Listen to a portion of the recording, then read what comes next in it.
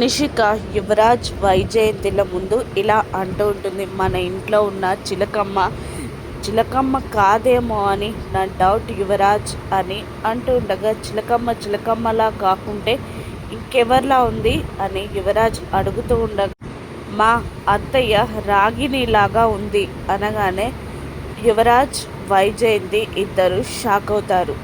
జగదాత్రిని వెతుక్కుంటూ వెళ్ళినప్పుడే మా అత్తయ్య రాగిణి చనిపోయింది.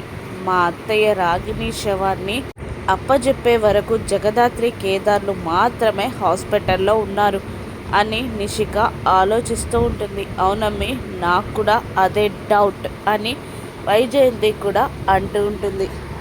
మరోవైపు జగదాత్రి కేదార్లు కూడా మాట్లాడుకుంటూ ఉంటారు. విషయం బయట పెట్టడానికి నిషిక ఆల్రెడీ ప్లాన్ చేసే ఉంటుంది, ఏదో ఒక ప్లాన్ చేసే ఉంటుంది అని దాత్రి అంటూ ఉండగా, మనం ఇంకాస్త జాగ్రత్తగా ఉండాలి అని కేదార్ అంటూ ఉంటాడు. మరోవైపు నిషిక యువరాజ్ని ఇలా అంటూ ఉంటుంది. నేనన్నట్టు ఆ చిలకమ్మ గనక మా రాగిని అత్తయ్యే అయితే జగదాత్రి కేదార్లు మోసం చేసినట్టే. ఆ మోసాన్ని వదిన ముందు బయట పెడదాం అని అంటూ ఉంటుంది నిషిక ప్లాన్ ఫలించకుండా మనం చేయాలి అని అంటూ ఉంటుంది దాత్రి. ఇంకాస్త జాగ్రత్తగా ఉండాలి నిషికతో అంటూ ఉంటుంది దాత్రి.